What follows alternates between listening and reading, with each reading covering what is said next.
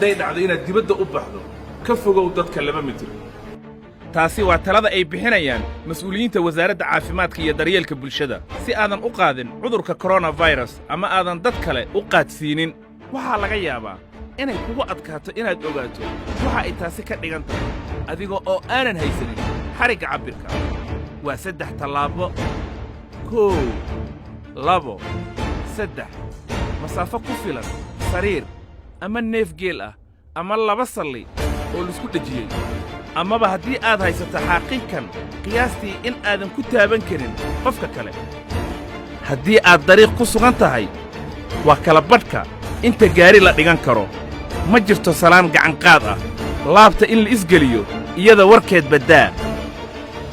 haddii uu shaki kaa galo in aadan kala fogaan intii loo baahnaa sidayda oo kale hubi in xaaqinkaga dheer uusan qofna gaari karin xaaqinkan waa tusaale aan u soo qaadannay cabbirka la isu jirsan karo